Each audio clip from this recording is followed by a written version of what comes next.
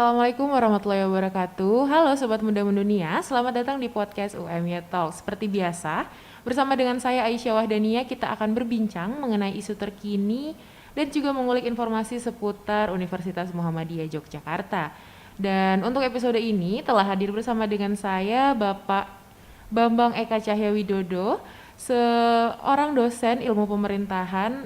Assalamualaikum Bapak. Waalaikumsalam Ya warahmatullahi Bapak, mungkin wabarakatuh. boleh diperkenalkan lebih lanjut. Iya, saya Bambang Eka Cahyawidodo. Saat ini saya dosen di jurusan ilmu pemerintahan, Iya. sekaligus pembina dari Komite Independen Sadar Pemilu atau KISP. Tapi saya juga bertugas sebagai tim pemeriksa daerah dari Dewan Kehormatan Penyelenggara Pemilu. Seperti itu Bapak. Berbicara tentang pemilu, kita 9 Desember mendatang akan ini ya Pak, melaksanakan pemilihan kepala daerah Iya. secara serentak. Iya.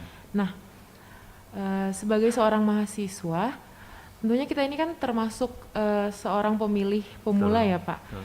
Apa aja sih Pak persiapan yang perlu dilakukan oleh mahasiswa sebagai pemilih pemula ini menghadapi pilkada yang akan datang nanti? Ya, sebetulnya sebagai mahasiswa banyak peran yang bisa dimainkan, tidak hanya sebagai pemilih ya. Kami di KISP melibatkan rekan-rekan mahasiswa, kebanyakan dari jurusan ilmu pemerintahan, itu juga melakukan pendidikan politik kepada masyarakat, dalam arti mensosialisasikan kegiatan pemilu, menyampaikan kepada masyarakat, membantu masyarakat memahami persoalan-persoalan pemilu, termasuk kita bekerja sama dengan desa di Murtigading misalnya untuk melakukan pembuatan peraturan desa tentang desa anti politik uang. Jadi sebetulnya banyak sekali bisa dimainkan. Berarti tidak hanya Tidak menyalurkan hanya hak sebagai pilihnya pemilih, ya Pak? tapi kalau sebagai pemilih minimal ya sebagai pemilih itu mahasiswa tentu harus melakukan hal-hal yang pertama yang paling penting sebetulnya adalah mengumpulkan informasi pemilu itu sebaik mungkin.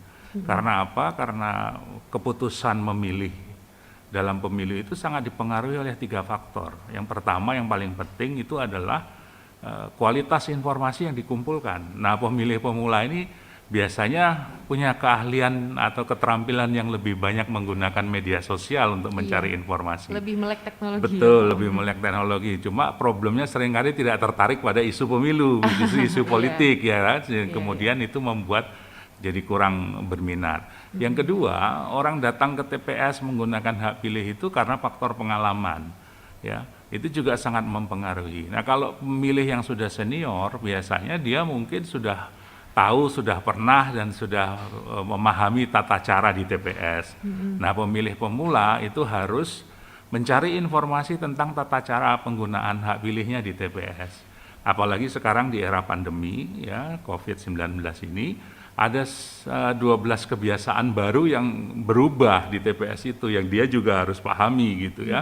Misalnya kedatangan yang diatur tidak seenak kita sendiri, diatur sesuai dengan jamnya gitu. Kemudian harus mencuci tangan, harus menggunakan sarung tangan, harus membawa alat tulis sendiri misalnya, itu harus dipahami, kalau enggak nanti sampai ke TPS malah bingung gitu karena ada tambahan prosedur-prosedur yang sesungguhnya harus dipahami oleh para pemilih pada umumnya, terutama para pemilih pemula yang belum pernah menggunakan hak pilih gitu. Sehingga kemudian faktor pengalaman menjadi faktor penting.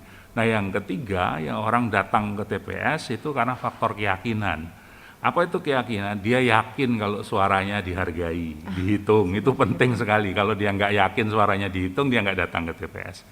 Dia yakin pemilihan ini aman, tidak mengakibatkan kerumunan yang menimbulkan penularan COVID misalnya. Nah, keyakinan itu dia juga harus miliki. Atau dia yakin bahwa memilih kepala daerah, memilih bupati, wakil bupati itu adalah kewajibannya sebagai warga negara. Itu juga membantu orang datang ke TPS. Jadi minimal 3 itu harus dimiliki ya. Jadi informasi, pengalaman dan keyakinan itu. Keyakinan ya Pak ya. Ya. Lalu Pak, di pemilihan kepala daerah dan pemilu-pemilu itu kan ada istilah yang disebut dengan pemilih bijak. Nah, sebenarnya apa sih Pak yang dimaksud dengan pemilih bijak itu? Ya, Dan betul. mungkin bagaimana sih tipsnya agar kita menjadi seorang pemilih yang bijak? Iya.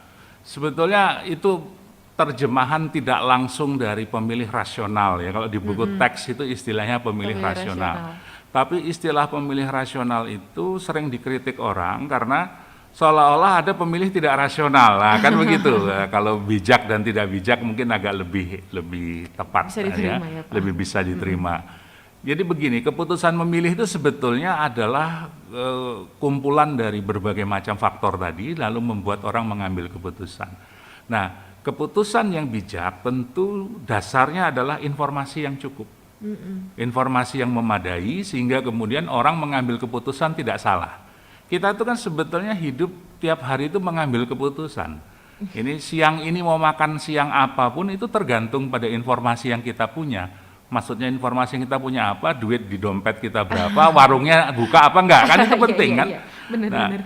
Apalagi pemilu gitu ya. Pemilu itu mestinya adalah sebuah keputusan memilih seseorang itu berdasarkan informasi yang cukup, yang memadai dan informasi yang benar.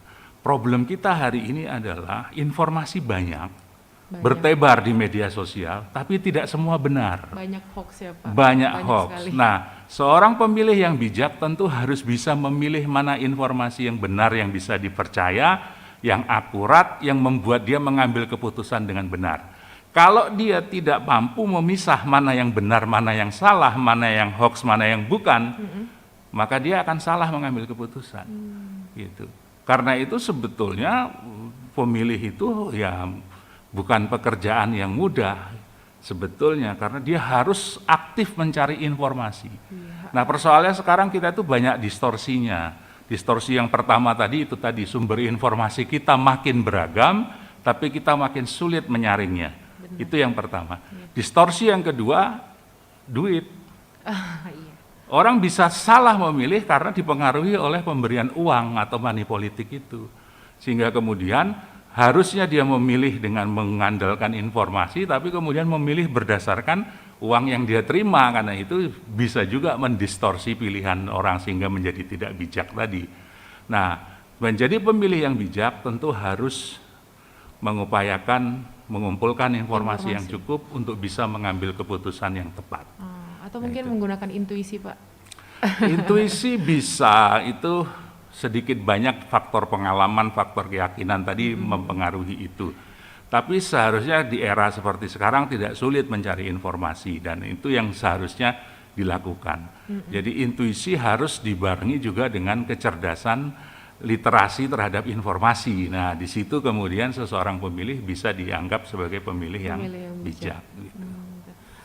Tadi Bapak sempat menyerempet bahwa dengan walaupun anak muda zaman sekarang melek teknologi, namun sedikit tidak atau mungkin bisa dibilang apatis ya Pak dengan isu-isu pemilu atau politik ini.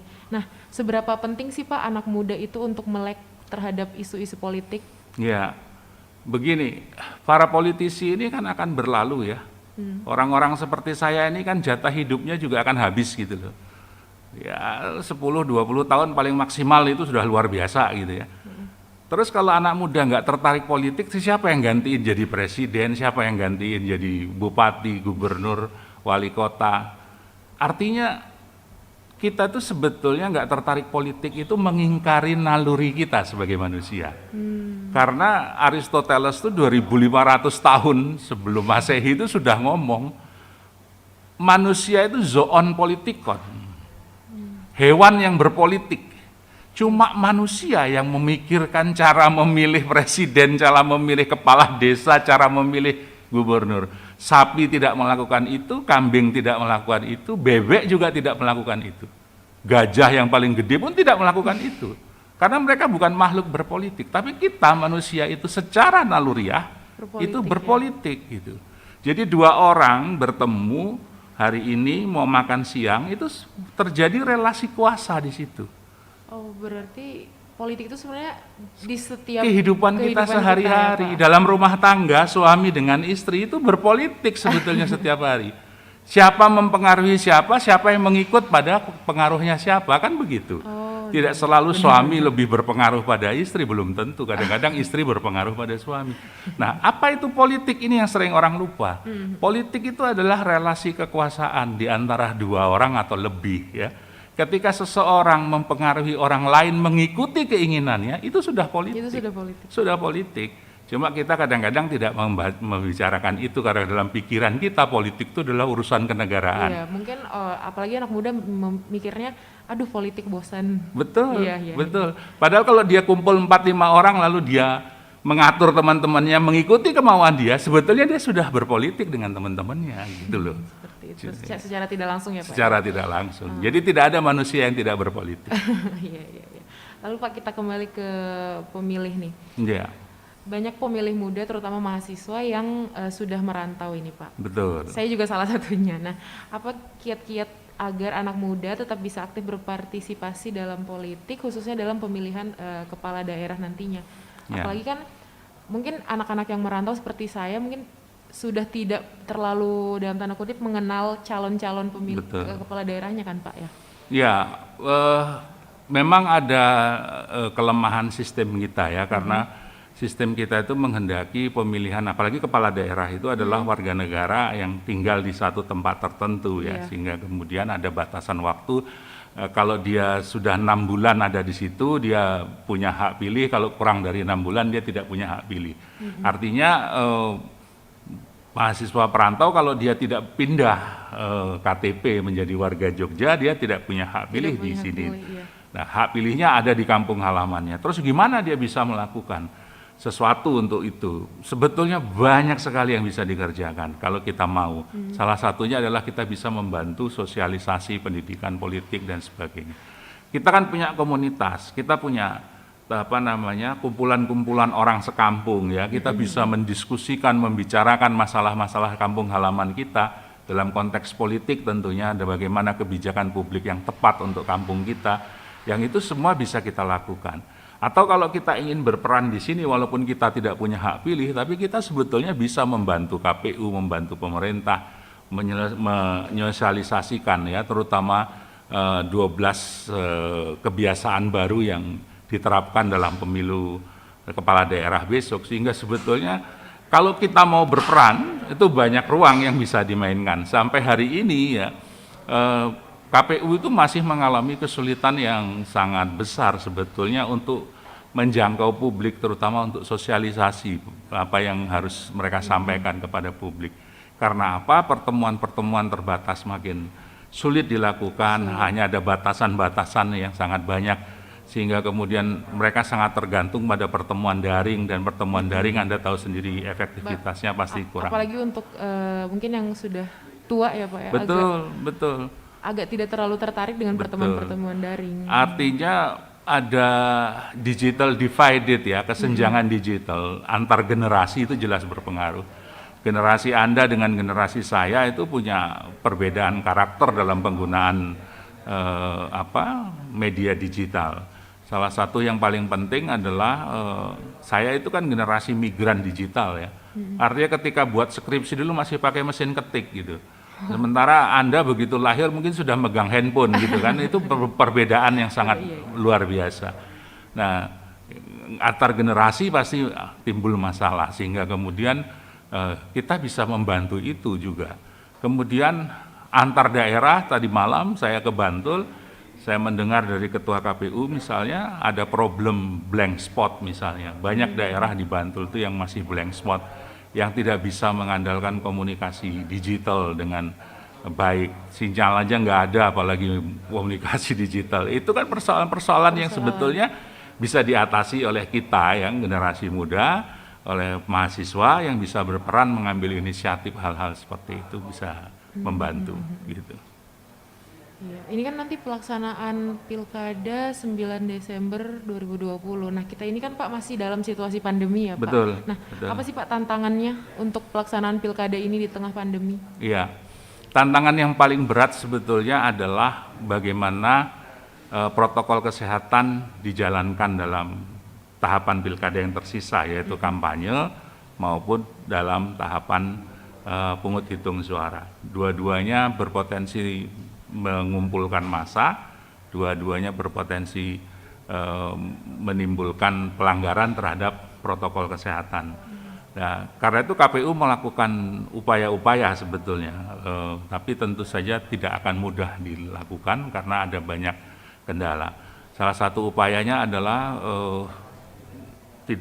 untuk tidak menimbulkan antrian, misalnya mereka membuat undangan itu jamnya tidak sama, jadi ada yang diundang jam 7, ada yang diundang jam 8, ada yang jam 9 dan seterusnya. Kemudian tadi protokol kesehatan mencuci tangan sebelum masuk ke TPS, kemudian memakai sarung tangan sekali pakai, kemudian membawa alat tulis sendiri, itu adalah protokol-protokol pencegahan. Mereka yang suhunya lebih dari 37,3 itu harus dipisahkan dari antrian, memilih dengan TPS tersendiri. Mereka yang sedang isolasi bisa dilakukan dengan TPS keliling misalnya. Itu adalah upaya-upaya untuk mengatasi penyebaran pandemi COVID ini di dalam TPS. Tapi tentu kita tidak bisa menghindari hal-hal yang seperti misalnya kalau kampanye tiba-tiba orang berkerumun, ya kan, itu pun jadi persoalan yang sangat berat sebetulnya untuk bisa diatasi oleh penyelenggara gitu. Berarti memang pelaksanaan pilkada ini lebih berat ya Pak dari sebelumnya? Pilkada itu sendiri sudah berat, ditambah pandemi menjadi semakin berat, saya kira begitu. Lalu Pak, untuk partisipasi masyarakat, terutama anak muda sebagai pemilih pemula, itu ada tantangannya juga atau seperti apa Pak? Saya kira tantangan yang paling berat itu apatisme tadi. Apatisme tadi. Anak muda mungkin punya informasi yang cukup, punya alat yang cukup untuk informasi, tetapi mendapatkan informasi, tapi yang jadi masalah mungkin tidak tertarik. Itu juga problem. Jadi kesenjangan digital kita itu tidak hanya persoalan jaringan, tapi persoalan minat. Mungkin anak muda, mahasiswa lebih tertarik main Mobile Legends timbang nonton debat atau apa begitu ya. Itu persoalan minat itu yang membuat kesenjangan digital kita juga tidak berkurang gitu. Jadi juga masih jadi masalah. Apalagi mungkin kalau saya sendiri kan dari jurusan sosial mungkin masih agak sedikit terbuka matanya Bapak. Betul. Mungkin untuk anak-anak yang sama sekali tidak sama pernah sekali mengenal tidak, itu ya, sulit betul. ya Pak ya. Tapi ya itu tadi sebetulnya karena mungkin tidak menyadari bahwa politik itu adalah kehidupan kita sehari-hari ya. Kadang-kadang kita menganggap wah itu bukan urusan saya sehingga bukan bidang saya gitu. Padahal tidak. Dia bekerja di bidang apapun pasti berurusan dengan politik. Mau dia jadi dokter di rumah sakit, itu tergantung kebijakan Menteri Kesehatan, itu politis. Iya, mau bekerja sebagai apapun. Benar. Mau bikin jalan tol karena dia insinyur teknik, ya tergantung kebijakan pemerintah. Iya, betul. Itu politik. Jadi kalau dia nggak paham politik, orang yang paling berbahaya di dunia ini adalah orang yang nggak paham politik sesungguhnya. Gitu. Iya, pelaksanaan pilkada di tengah pandemi insya Allah aman ya Pak? Insya Allah aman, tapi tentu dengan catatan-catatan. Ya. Saya ragu orang betul-betul datang sesuai jam undangan. Karena ada kebiasaan orang itu datang ke TPS pagi-pagi, supaya setelah itu dia bisa pergi piknik bersama keluarga. Itu problem yang susah sekali diatur itu. Kalau dia sudah ngantri, sudah nunggu di TPS, lalu Anda nanti jatahnya jam 10, pulang dia nggak jadi milih. Itu juga problem gitu. Tapi semoga semua berjalan lancar. Mudah-mudahan semua menyadari, semua mempunyai tanggung jawab untuk kepentingan bersama, termasuk tanggung jawab untuk menjaga protokol kesehatan sehingga kemudian tidak terjadi klaster pilkada. Gitu. Lalu Bapak, satu pertanyaan terakhir, mungkin bisa memberikan pesan untuk para pemilih pemula, untuk para anak muda mungkin bagaimana agar tidak apatis atau bagaimana? Ya. Pertama tentu harus menyadari bahwa kita tidak mungkin melepaskan diri dari politik, apapun kehidupan kita, ya, apapun profesi kita, apapun pekerjaan kita, apapun bidang yang kita tekuni, kita tidak mungkin melepaskan diri dalam politik. Artinya kebijakan-kebijakan politik pemerintah itu mempengaruhi kita. Urusan yang diurus pemerintah itu dari mulai lahir sampai mati semua diurus pemerintah. Lahir kita harus ngurus sertifikat. Bukan kita, orang tua kita ya toh. Sekolah kita disediakan pemerintah, menikah kita harus daftar ke KUA, mati pun kita harus melaporkan kematian kepada pemerintah. Jadi sebetulnya tidak ada ruang yang tidak diatur oleh politik di dalam kehidupan kita. Kalau kita nggak peduli pada hal itu, tidak peduli pada pemerintah yang mengatur itu, terus siapa yang mau peduli, siapa yang mau ngatur? Maka anak muda harus peduli pada politik. gunakan alat yang Anda miliki, informasi yang Anda miliki untuk memilih untuk memilih kepala daerah yang terbaik. Itu yang penting dilakukan. Dan jangan golput ya Pak ya. Jangan golput. Jangan golput sobat Kalau muda golput mendunia. dia akan suaranya akan dimanfaatkan orang lain untuk curang. Berbahaya. Berbahaya. Baik Bapak, terima kasih untuk kesempatannya. Sama-sama. Ya, terima kasih Sobat Muda Mendunia sudah menyaksikan dan mendengarkan. Sampai berjumpa di episode UMY Talk selanjutnya.